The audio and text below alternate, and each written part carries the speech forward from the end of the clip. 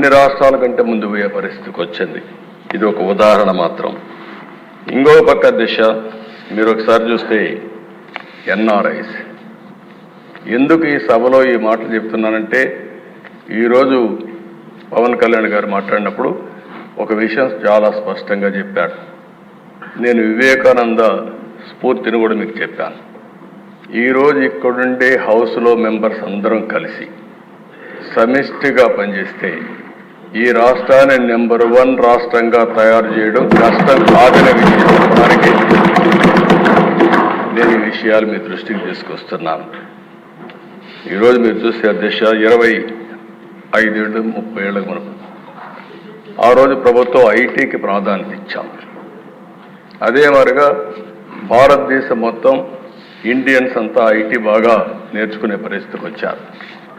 ఈరోజు మీరు చూస్తే మన వాళ్ళు ఇండియన్స్ 2 కోట్ల మంది 3 కోట్ల మంది విదేశాలకు వెళ్ళారు. అమెరికాకు చాలామంది వెళ్ళారు. అమెరికాలో చూస్తే అధ్యక్ష 25 ఏళ్ళు వచ్చిన మార్పు, ఇండియన్ ఆరిజిన్ ఎవరైతే ఉన్నారో వీళ్ళ ఆదాయం, తలసరి ఆదాయం $1,19,000.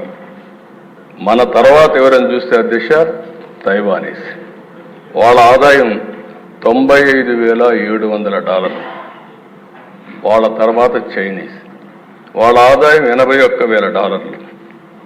జపనీస్ 80,000, పాకిస్తానీ 70,000. ఈ విధంగా చూసుకుంటే అధ్యక్ష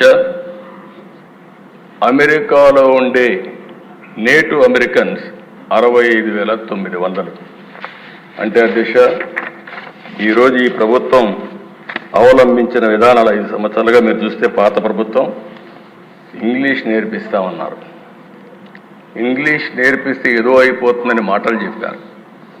కానీ మారుమూల ప్రాంతాల్లో ఉండే మన సరైన టీచర్ లేకపోయినా చదువుకున్న వాళ్ళు ఈరోజు ప్రపంచంలో హైయెస్ట్ ఇన్కమ్ సంపాదించే పరిస్థితికి వచ్చారంటే అది భారతీయుల యొక్క శక్తి సామర్థ్యం. అందులో ఇంకా ఒక అడుగు ముందున్నారు తెలుగువారు. దానికి గర్వపడుతున్నానని చెప్పి కూడా నేను మీకు తెలియజేస్తున్నాను. కానీ దిశ ఇప్పుడు ఇక్కడికి వచ్చినప్పుడు ఇది గత చరిత్ర. గడిచిన 5 సంవత్సరాల్లో జరిగిన విషయాలు కూడా నెమరు వేసుకోవడం చాలా అవసరం. ఇప్పుడే